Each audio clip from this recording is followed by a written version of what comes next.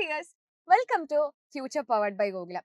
ഇന്ന് മിസ് വന്നിട്ടുള്ളത് നമ്മുടെ ഫസ്റ്റ് ചാപ്റ്റർ ആയിട്ടുള്ള ടുവേർഡ്സ് എ 100-fold yield, വിളയിക്കാം നൂറുമേനി എന്ന ചാപ്റ്ററിലെ ഒരു ഇമ്പോർട്ടന്റും അതുപോലെ തന്നെ വളരെ സിമ്പിൾ ആയിട്ടുള്ള ഒരു കണ്ടന്റ് ഡിസ്കസ് ചെയ്യാൻ വേണ്ടിയിട്ടാണ്. അപ്പൊ നമുക്ക് കണ്ടന്റിലേക്ക് പോകുന്നതിന് മുന്നേ ഒരു ക്വസ്റ്റ്യൻ ആയാലോ? ഇതാണ് നമ്മുടെ question. Which method involves seed? വിത്തുകൾ ഉപയോഗിച്ചുള്ള രീതി ഏതാണ്? ഓപ്ഷൻസ് നോക്കാം. Option A vegetative propagation, B sexual reproduction, C stem cutting and final option ആണ് റൂട്ട് പ്രൊപ്പഗേഷൻ. അതുപോലെ തന്നെ കായിക പ്രജനനം, ലൈംഗിക പ്രജനനം, തണ്ട് മുറിക്കൽ, വേരുകളുടെ പ്രജനനം, ഇതിൽ ഏതായിരിക്കും കറക്റ്റ് എന്ന് മക്കൾ കമന്റ് ചെയ്യാം. അപ്പം ഇന്ന് മിസ് എടുക്കാൻ പോകുന്ന കണ്ടന്റ് എന്ന് പറയുന്നത് വേറെ ഒന്നുമല്ല, നമ്മുടെ vegetative propagation and sexual reproduction ആണ്. കായിക പ്രജനനവും ലൈംഗിക പ്രത്യുൽപാദനവുമാണ്.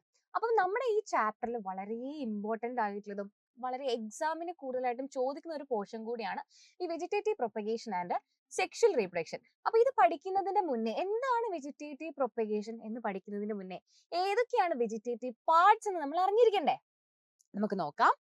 അപ്പൊ ഒരു പ്ലാന്റിന്റെ വെജിറ്റേറ്റീവ് പാർട്ട് എന്ന് പറയുന്നത് ഏതൊക്കെയാണെന്ന് നോക്കിയാലോ? അതാണ് root, stem, leaf and underground stem. അതായത് വേര്, അതേപോലെ തന്നെ തണ്ട്, ഇല ആൻഡ് ഭൂകാണ്ഡം. ഈ 4 ഭാഗങ്ങളാണ് ഒരു പ്ലാന്റിന്റെ വെജിറ്റേറ്റീവ് പാർട്ട് എന്ന് പറയുന്നത്, അഥവാ കായിക ഭാഗങ്ങൾ എന്ന് പറയുന്നത്. അങ്ങനെയാണെങ്കിൽ എന്തായിരിക്കും ഈ വെജിറ്റേറ്റീവ് പ്രൊപ്പഗേഷൻ എന്ന് വെച്ച് കഴിഞ്ഞാല് എന്തായിരിക്കും?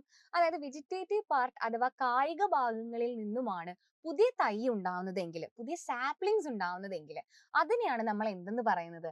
വെജിറ്റേറ്റീവ് പ്രൊപ്പഗേഷൻ എന്ന് പറയുന്നത്. അപ്പൊ നമുക്ക് നോക്കിയാലോ?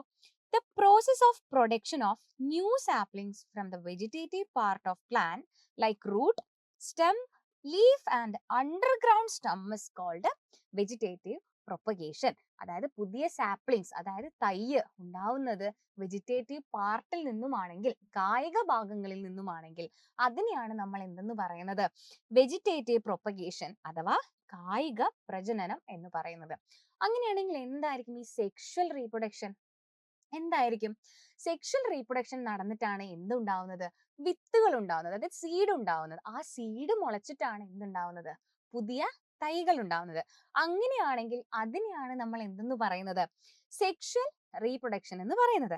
നോക്കാം. Seeds are formed through sexual reproduction and seedlings are germinated from seeds too. വിത്തുകൾ ഉണ്ടാവുന്നത് എങ്ങനെയാണ്? സെക്ഷൽ റീപ്രൊഡക്ഷനിലൂടെയാണ്.